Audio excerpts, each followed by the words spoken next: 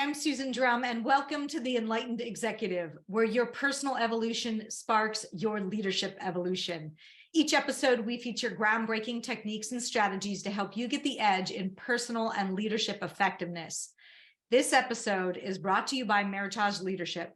At Meritage, we strengthen leaders and empower teams to achieve high performance. Go to meritageleadership.com to learn more.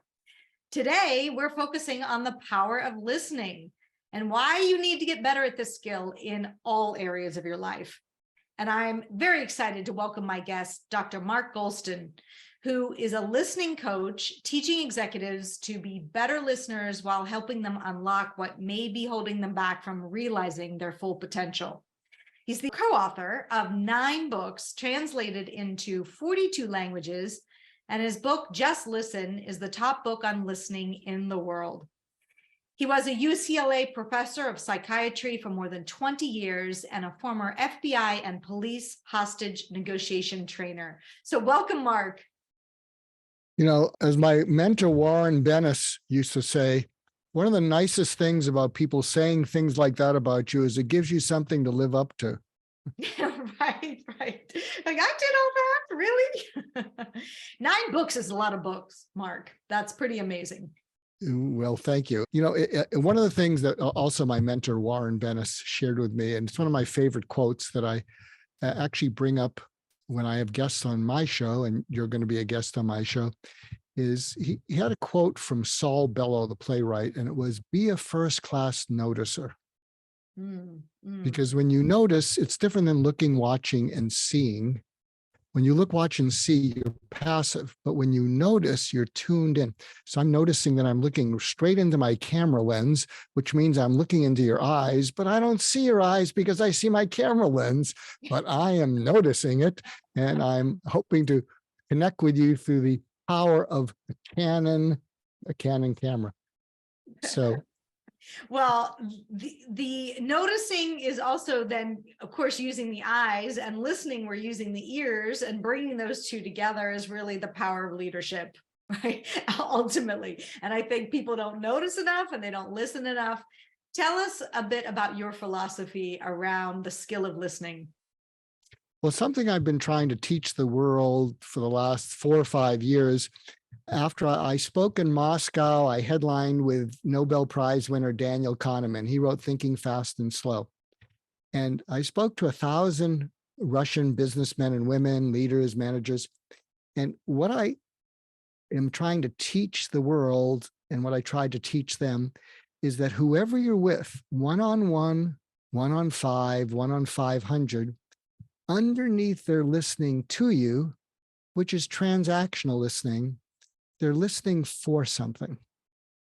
And if you know that they're always listening for something, and you can just be curious what that is with a beginner's mind, they will lean towards you. So I'm going to try a little experiment with you and tell me how it goes. So underneath you listening to me, this is what I think you might be listening for, and wish me luck. If it works out, tell me what your experience is. I believe that you really want to honor your listeners. They trust you, they have confidence in you. And I think one of the ways you want to honor them is to not waste their time. Time is really precious. And you're looking for information that's valuable to them, relevant to them, that they can use immediately to make their lives better, more productive, more effective. And you may also be listening for guests who, even if they have a best-selling book, they're stiffs. I mean, you have to protect your listeners and viewers from them, and you have to go back to them and say, you know, maybe we can do it over, but, you know, we're not going to be able to use the interview. Now, granted, that doesn't happen so much because you have a producer who screens and vets the guests, but does that land for you, that you're listening for someone who will make the best use of your viewers and listeners' time, and you're also listening for people that who might offend your viewers and listeners because you're protective of them? Is any of that true? Yeah, absolutely. I mean, clearly I'm interested in making sure that people get the best use of listening time. There's lots of podcasts out there, millions of podcasts, right? Why listen to this one? And part of that, I'm also listening for what I'm curious about with you, because my own curiosity could drive me to ask a question. One of the pieces of feedback I often get is, I like how it's not rehearsed. It really sounds like you are listening to the guest and your questions follow that. And that's what I try to do, because nobody wants anything rehearsed. Like, oh, I've got these set questions I'm going to ask you. No, I start out with a couple, I read your bio, and I want to make the most of the time for sure. Absolutely. You just triggered something, and I want to share this with you. And I hope this will be of value to your listeners and viewers. When I coach executives, or I coach people about how to manage up to executives, there are 4 things that I think busy people want you to be when you come in to have a conversation with them. They want you to be relevant to something that your group is trying to solve. They want you to be clear. They want you to be concise. And then they want you to be gone. Relevant, clear, concise, and gone. And I've been coaching people, executives who are trying to develop their management skills, and they get frustrated when people are not relevant, not clear, not concise, and don't take a hint and not gone. And what they've now started to do is mention to their people, here's the best way to manage up with me.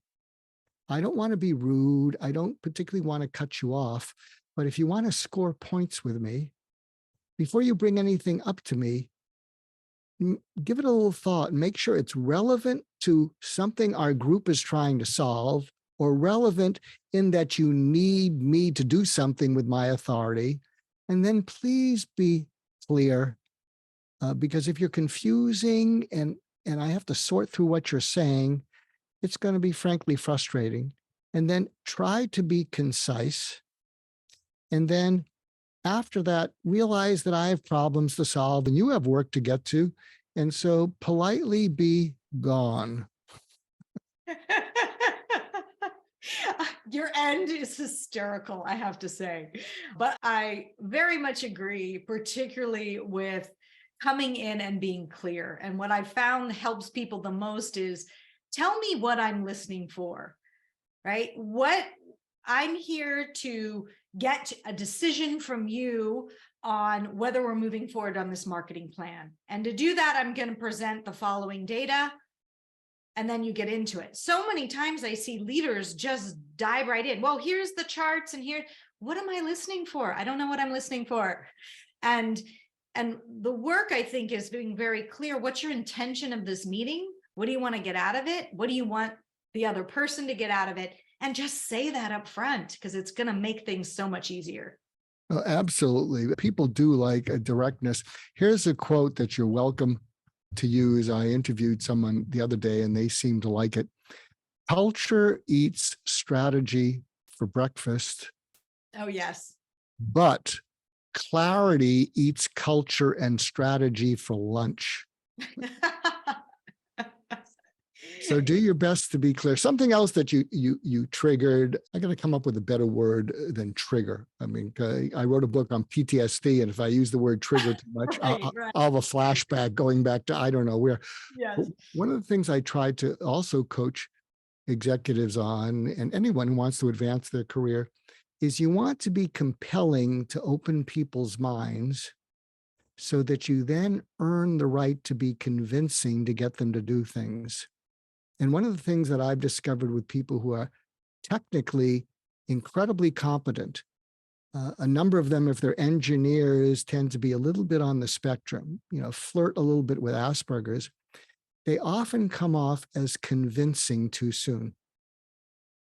They'll go into something, and then what'll happen, and I coach startups. I coach startups who are pitching to investors. And one of the things that I mentioned to them, I think you'll get a chuckle out of this. Let me see if I know my friend Susan. I said, do you ever pitch to investors and you're on slide 3 and they smile and you think it's a yes? And Mhm. they say, yeah. I say, investors generally don't smile. It's about money. When they smile, and slide 3, they're trying to not let you see that they don't want to be rude. So they're smiling because what they're thinking is, I'm done, and this looks like a long presentation. And so and sometimes you have to pay the price of thinking that smile is going to lead to, when can we start? How much money do you need? And instead they say, very interesting, which means you'll never see them again.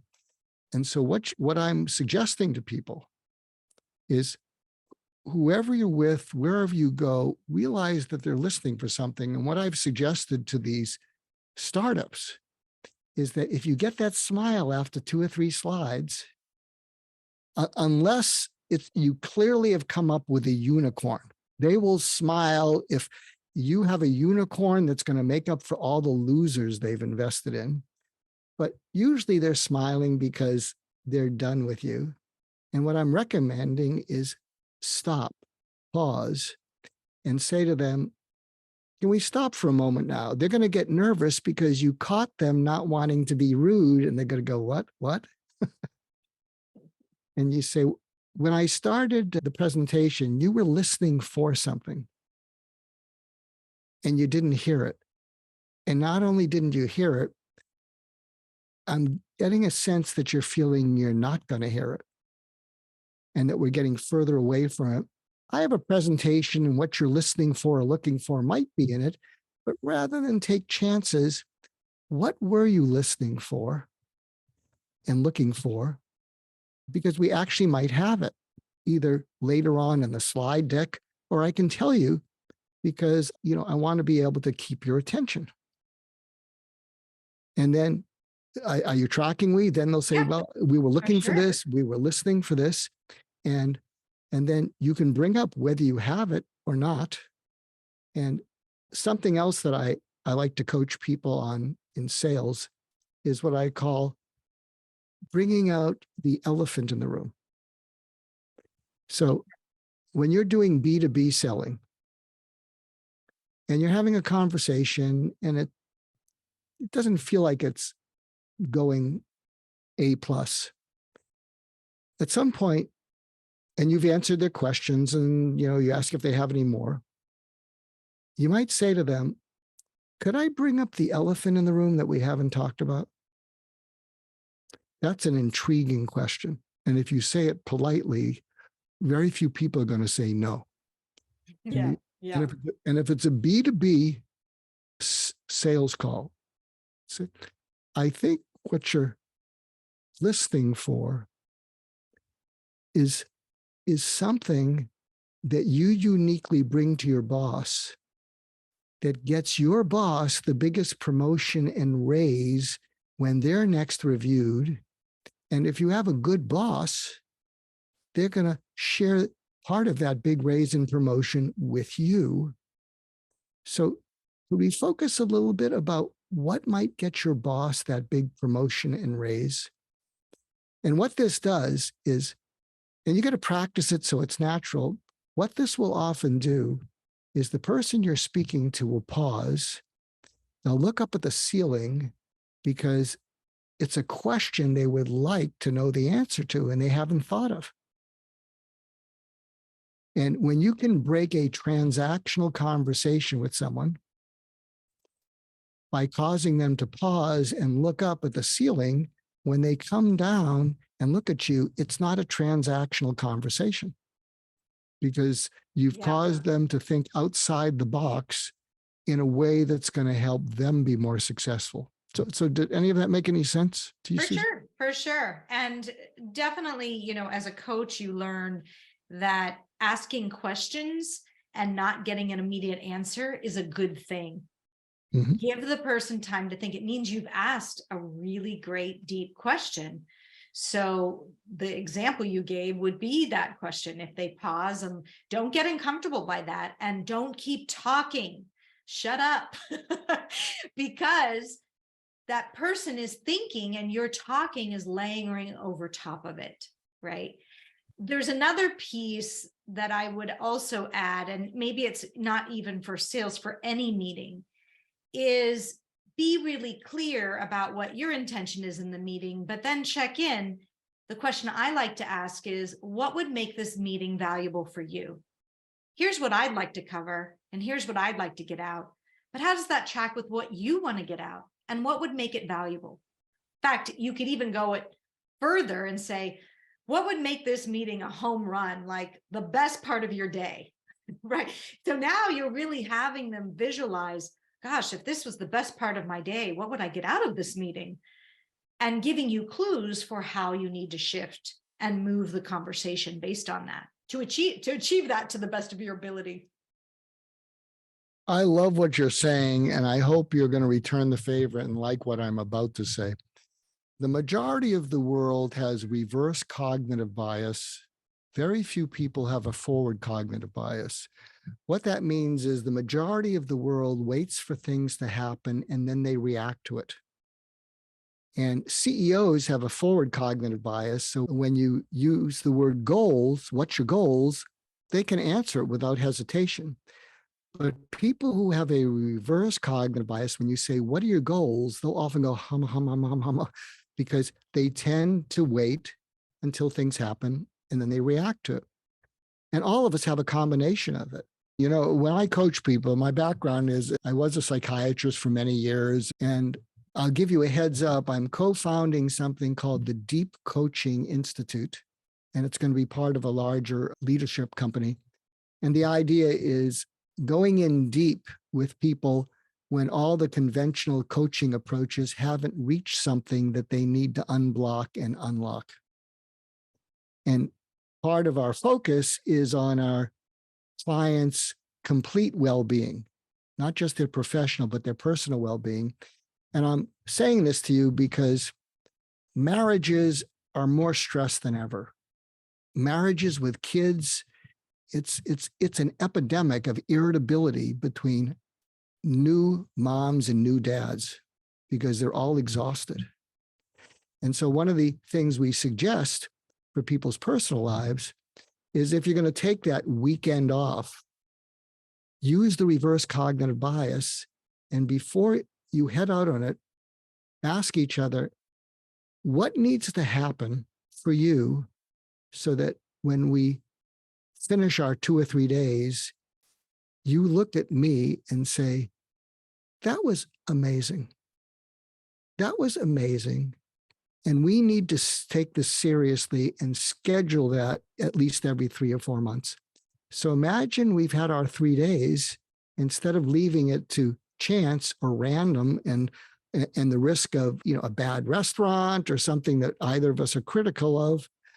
Imagine that we're coming back from it and we look at each other lovingly and say, we need to do this again soon.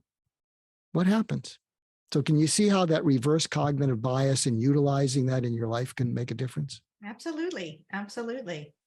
Tell me a bit about how people need to think to become better listeners, because everything we've talked about so far is about, what do I say in the beginning of a meeting, or how do I think about setting up my intention and clarifying my intention and visualizing the end state. If, let's say, an executive, and I know many have gotten feedback, they need to be better listeners, what advice do you have for them to develop this skill? Well, going back to, you need to be compelling and then be convincing. Listening is a tough sell. I mean, when you ask a lot of people, and I do this on my podcast, what is something that you could be even better at? 70% of them will smile and they'll say, oh, I could be a better listener. So the majority of people in this world know they need to be better listeners, but they don't want to be. And so here's one of the ways I make a compelling case for listening. So the first step is you got to get them to open their mind and see that they urgently need to become a better listener. And there's an approach I use, and you can use this with coaching. You can use this with anything that's a little bit on the soft side. And it's what I call the pincer approach. And so I might ask that executive, I'd like you to imagine someone who cares about you, believes in you, has your back, and think you have amazing potential. I want you to imagine asking them in your mind, what would be the positive, measurable impact on my success, my happiness, the regard people have for me, including you, if I became a better listener? Small, moderate, large. And most people, will be, kind of a little bit humble and say, oh, that person would say, yeah, moderate. And here's the pincer effect.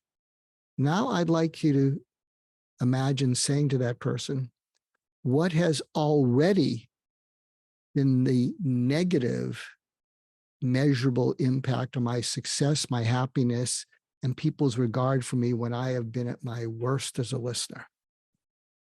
When I've interrupted people, when I've talked down to them, when I was sarcastic, when I was dismissive.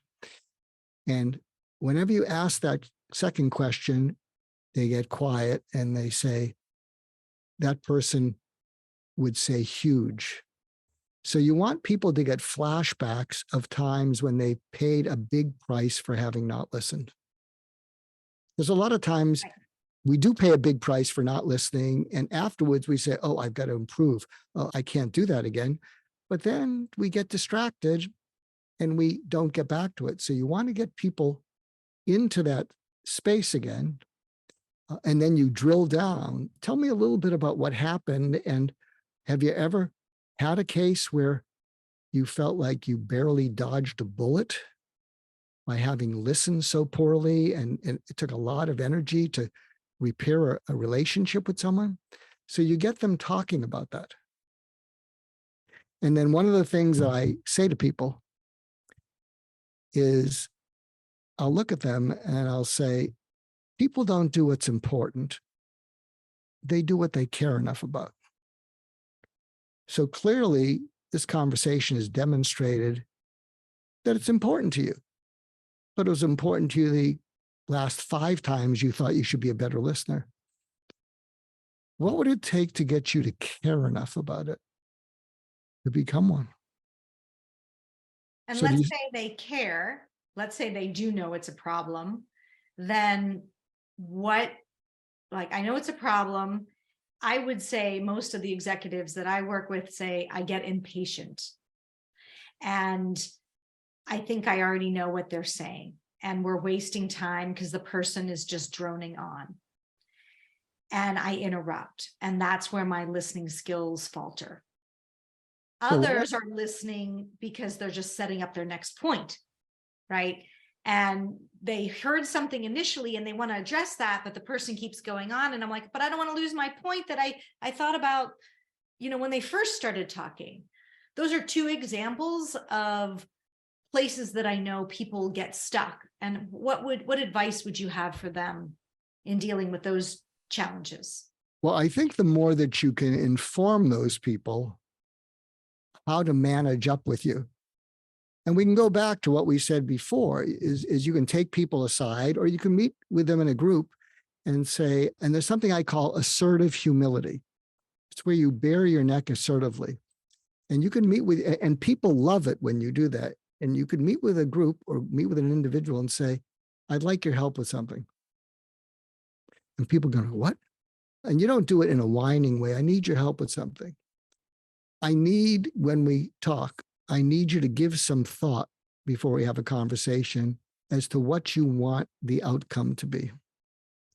And I want you to give some thought and have the intention of being relevant, clear, concise, and then finished. Because I know sometimes it just feels good to be, you're talking to the boss, you're getting my attention. Oh, this is great. You're having an authority figure treat you as special. Don't go there. You will be special the more relevant, clear, concise, and finished that you can be. And I'd like you to practice that, because where I need your help is that when you're not any of those, I get frustrated, and you can pick it up in my voice. And my intention is not to shame, embarrass, or punish anyone. My intention is to deal with the hundreds of decisions I have to make a day and get through one so I can get on to the next. And I need your help with that. And part of that is managing them, right? So that strategy, which I think is being very clear about what do I need to be a present listener in this conversation. So speaking to that, speaking to what best works for me, I think hugely valuable. And I also believe that there's something that you need to do with yourself internally too. Yeah, and here's something when I speak to entrepreneurs, many of their faces go white when I suggest this. I say, how many of you would like to be better in your private life? Because you know and I know that your company is your baby. And sometimes it's even your spouse. But you have a spouse and you have a baby, you have children. So how many of you would like to get a little bit better at that? And they'll sheepishly, raise their hands.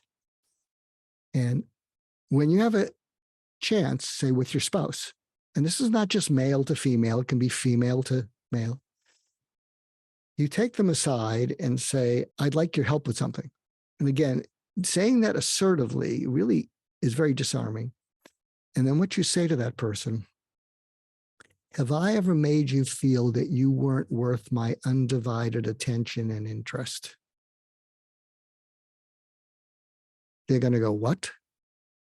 Which is a yes, capital font.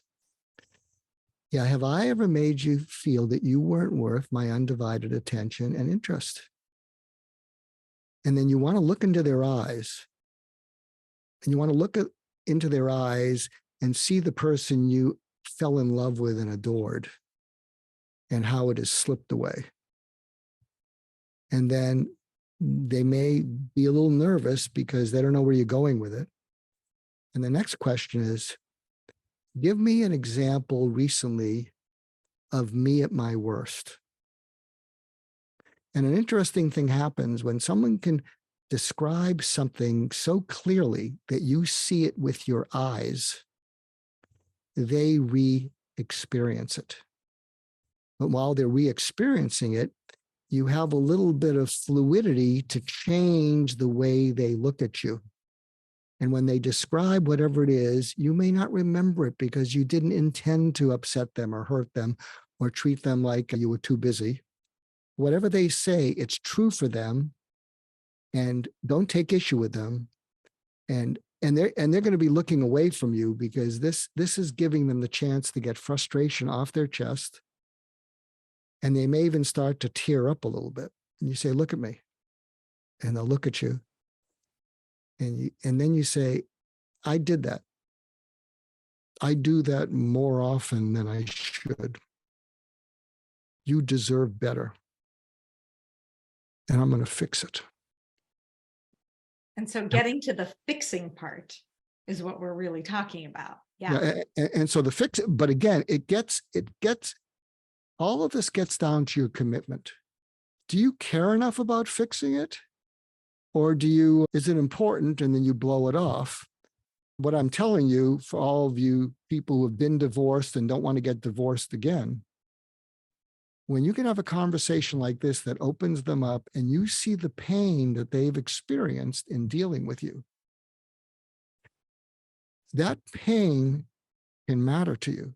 Well, we could talk about this all day long. I really appreciate you coming on to talk about the power of listening. Highly recommend our listeners get your book. Where can people learn more about you?